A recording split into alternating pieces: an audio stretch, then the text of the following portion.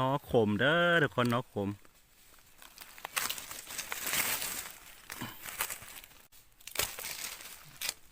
โอ้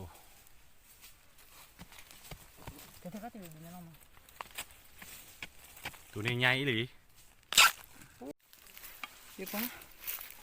นางพรบ่ได้เลยนะเออ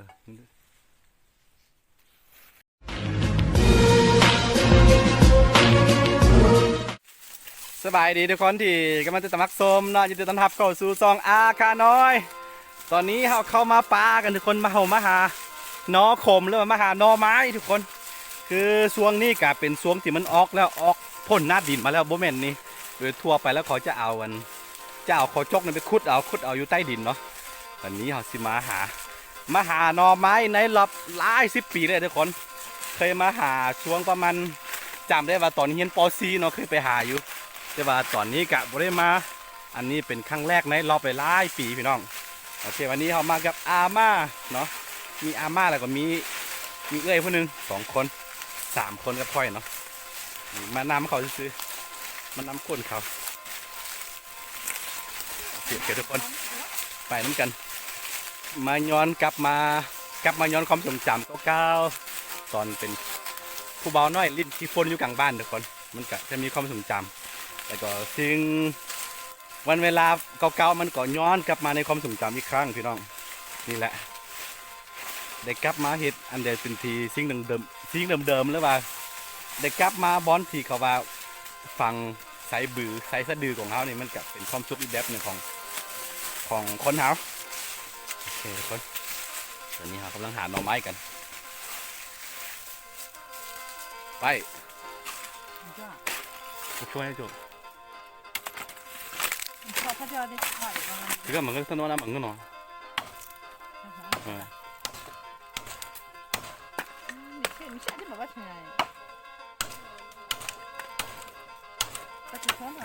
내 밥.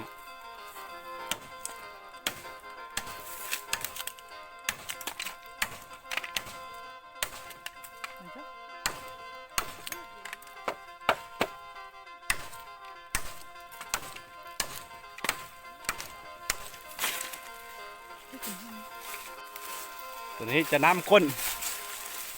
โบฮู้ว่าเสียงของมันจะเป็นจังไดเนาะเราลืมเอาใส่ลืมเอาอัน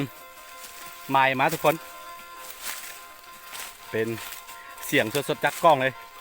ตอนนี้เขาขุดหน่อไม้กันโอ้นี่เห็นบ่ทุกคนมันออกมาเทิงหน้าดินแบบนี้แล้วนี่แหละน้อขมด้วยทุกคนน้อขมทรงที่ออกไม้นี่แซ่บแหละบ่สั่งสิเว้าเลยนี่น้อขม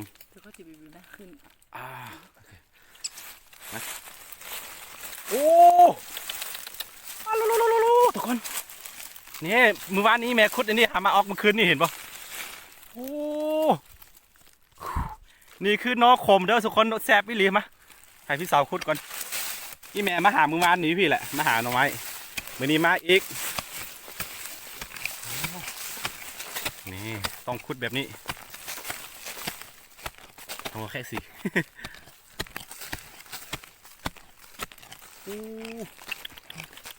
นี่เห็นว่านี่แหละวิธีหาน้อขมวิธีหาน้อไม้ตามสไตล์ของคนลาวเลยพี่น้องเด้อนี่หาออกเมื่อวานนี่เด้นี่แม่คุดดิพี่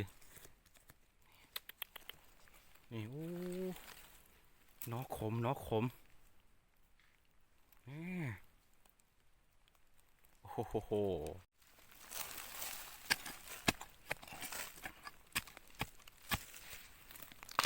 อะโลใหญ่น้อขม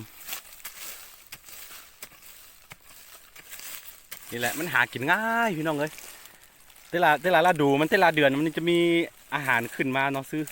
ฤดูนี้ก็เป็นฤดูหน่อไม้เดี๋ยวฮอตเดือน4เดือน5ก็จะมีเฮ็ดมีอย่างออกมาเนาะหลังจากที่เขาทางให้ทางสวนแล้วเผาให้แล้วก็มันจะมีนอจะมีอัน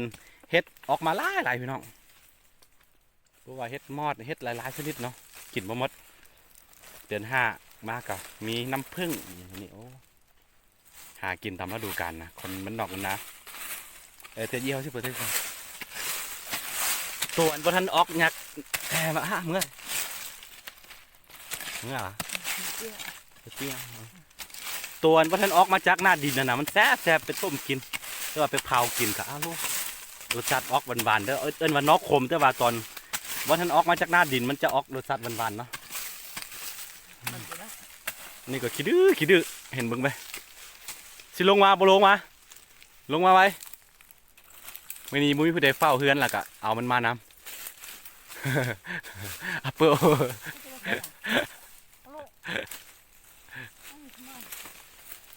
ลงมาไว้ลงมาโคตรขี้ดื้อเลยลงมาลงมา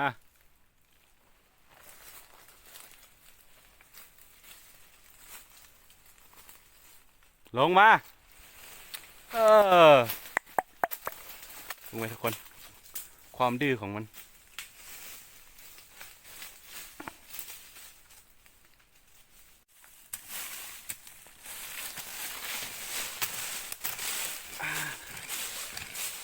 ตอนว่าท่านออกมาต้องเห็ดแบบนี้แหละคุดแบบนี้ทุกคน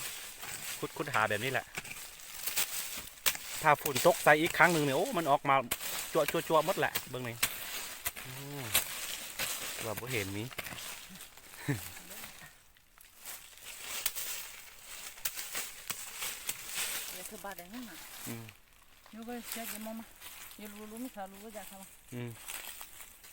ลงมา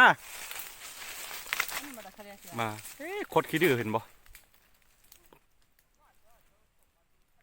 บุญรอดลงมา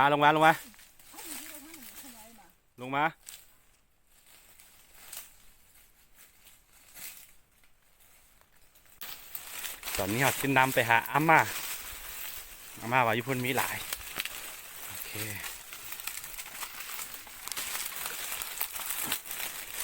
มานำมาเด้อ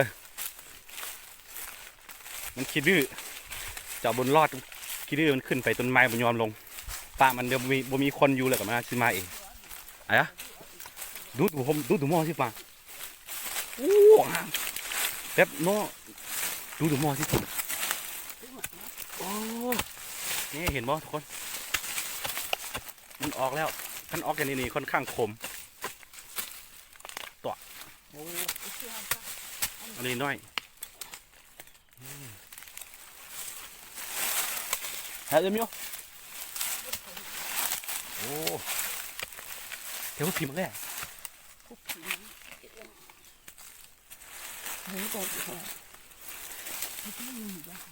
โอ้มันออกแบบนี้นะครับอันนี้หูเกาของตัวอ้น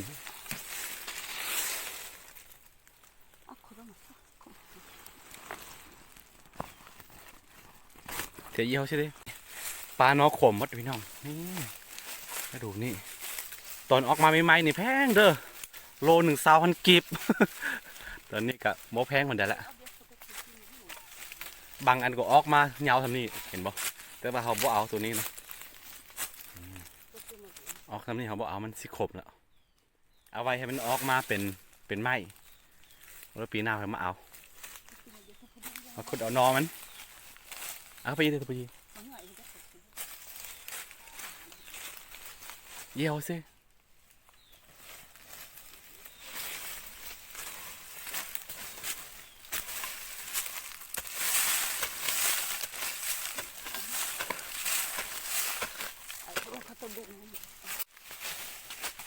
งามอยู่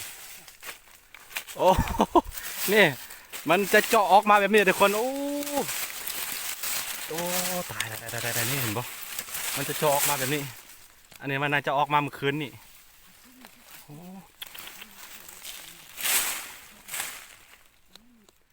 นี่โอ้ใช่กลัวมันจะออกมาแบบนี้เลยทุกคน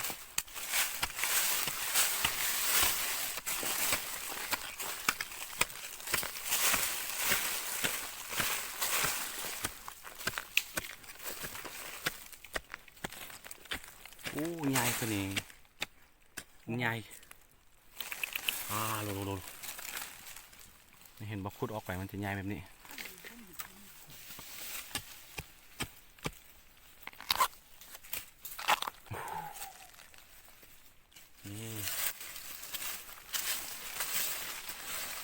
ที่กินอันหนึงก็อิ่มเลยอันเดียวก็อิ่มเลยทุกคนไปเผากินแล้วว่าไปต้มกินกับแล้วก็จ้ามเจียวโอ้สุดยอดพี่น้องอืม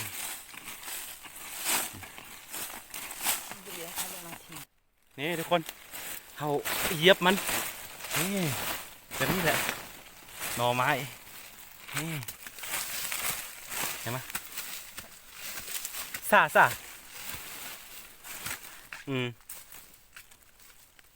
เห็นไหมมะคุด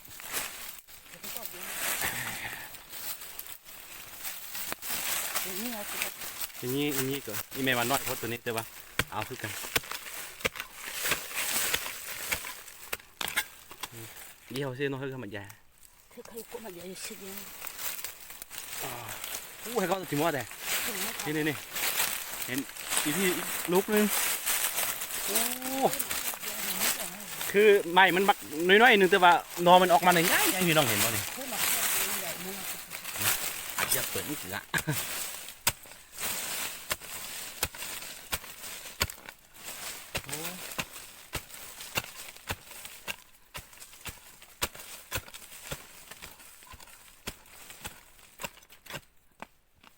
นี่เห็นไหม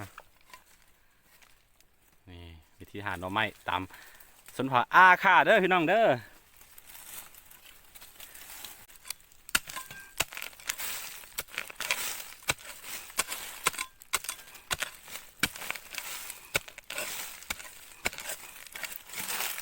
จริงอ่ะเป็นน้อยแต่ว่ามันจะหวานเด้อทุกคน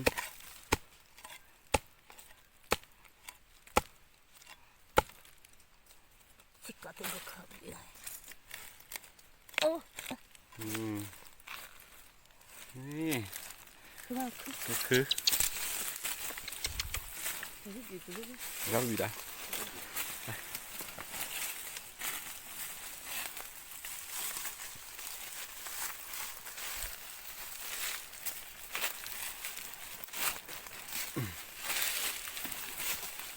โอ้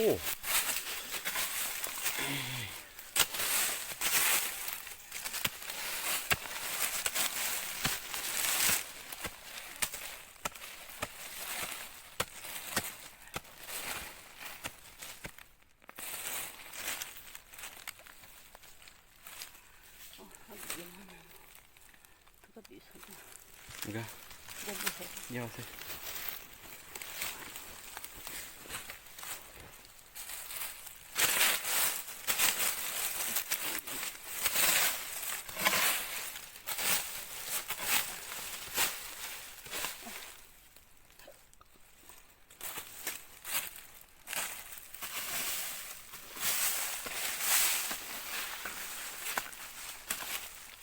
เอาน้ำก้นเขามาซื้อมาเป็นตะกร้องมาเบิง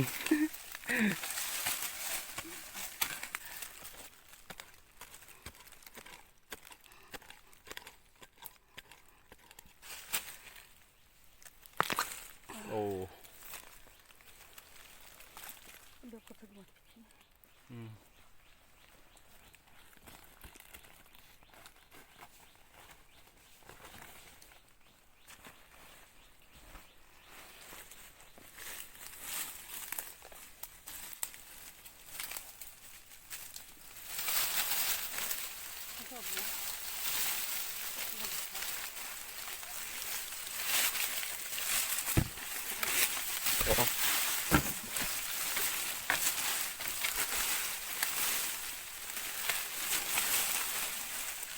นี่ก็มีดวงหนึ่งโผล่2 ครั้งซื้อมันออกแล้ว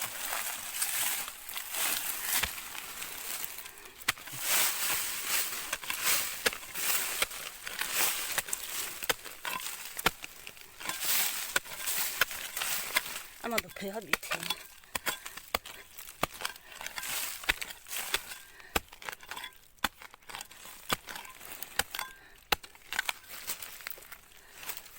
그래서 다시 오랜만에 사.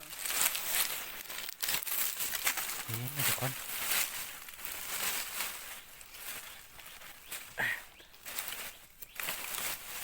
นี่รวบอ่ะ ยังบ่เต็มโถงเลยพี่น้องโอ้ยนี่ก็แม่นนี่โอ้ยออกมาได้เดียวบ่เห็นขุดตัวนี้ก่อนนี่แหละวิธีการหาหน่อไม้ผู้ใดบ่เคยเห็นเนาะหาหน่อไม้หาหน่อขมนะ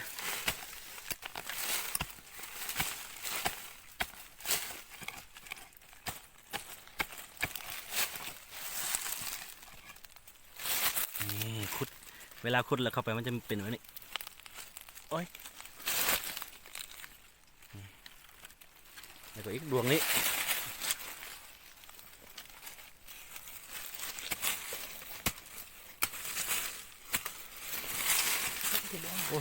เนี่ยนี่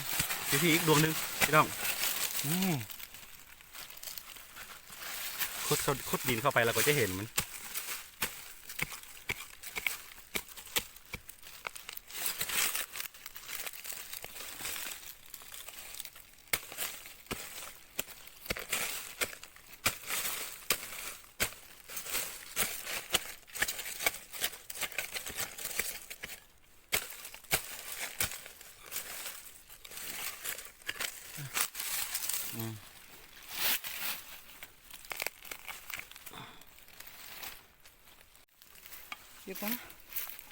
นางพรบ่ได้เลยนะ 아, 둘째 입이.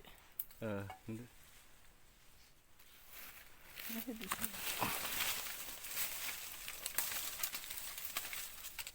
แค่ได้อู้มาเลยอู้มาเลย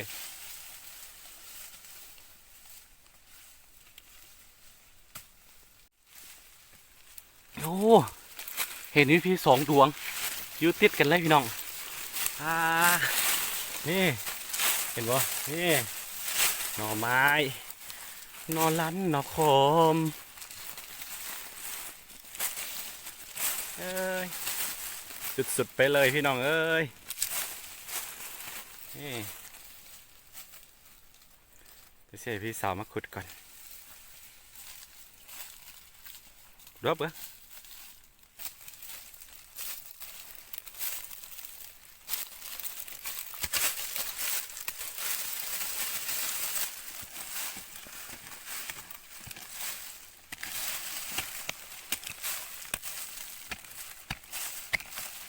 เยอะเนาะมันบนได้ดินมันซื่นๆซุ่มๆนิดนึงเปียกๆนิดนึงมันจะออกมาพี่น้องเห็นปะโอ้ขุดเข้าไปมันจะใหญ่อะไรท่านผู้ชมเคยลองบ่วิธีชีวิตแบบนี้เนาะผู้ใดบ่เคยลองปีหน้ามาได้ปีนี้น่าจะหมดอีกประมาณ2 เดือนมันก็จะกลายละดวงมันละโอ้จ้าเอาออกมาจ้วเอาอะไรใหญ่เลยพี่น้องเป็นคู่เลยเป็นแฟต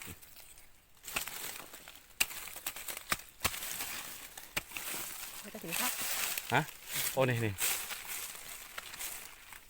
นี่แหละตัวนี้แซ่บหลายเวลาแบบประทันได้ออกมาจากพื้นดินเถอะมันแซ่บนะแซ่บนะ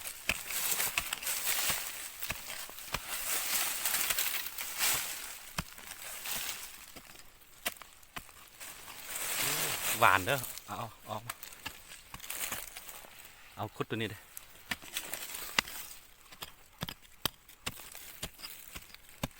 โอ้สุดๆเลยพี่น้อง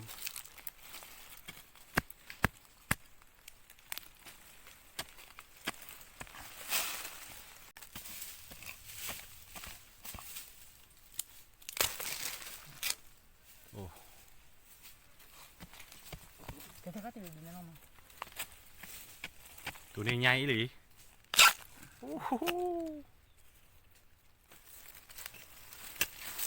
เขาต้มขายอยู่ต่ำตลาดนึงสามดวง5,000กีบเด้อพี่น้องเด้อ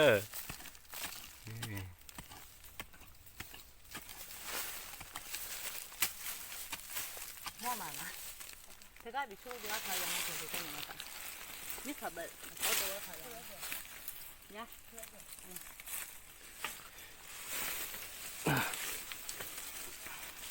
เอาไปซอกบนรอดก่อนเดี๋ยวนี้นะมันปีนขึ้นต้นไม้ไปขึ้นมิวเลย เอามิวไปขึ้นเลยไปขึ้นเลย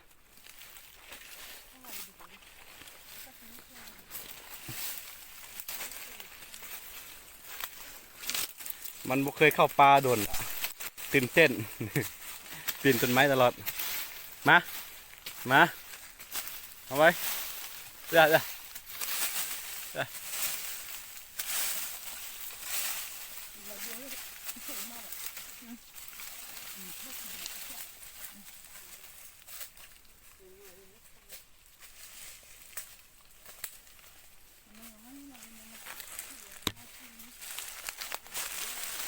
สิมาเลยหิบมาเลยสิกลับป่าเลยมาเด้อโอ้มาเด้อมาเด้อไว้ลงมาลงมาไว้ลงมาอุ้ยมาอุ้ยมาเลยมีจุดจ่าเถอะ ฮัลโหลไอ้มาช่วยข้างเงินน่ะมันยอมลงนอขมเด้อทุกคนนอขม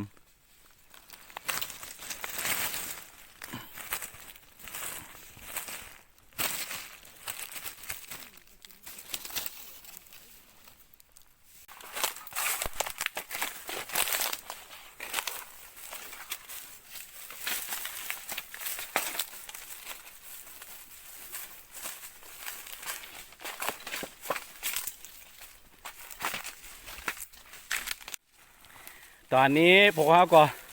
ออกมาอยู่เส้นทางแล้วตอนนี้เขาก็ได้หลายเติบทุกคนเห็นบ่เต็มทงโอ้โหสุดยอดไปเลยรายการนี้ของพี่สาวเบิ้งมือพี่นี่ได้หลายเติบโอ้ตัวได้ตัวเงินดวงนี้ใหญ่ทุกคนเอาละ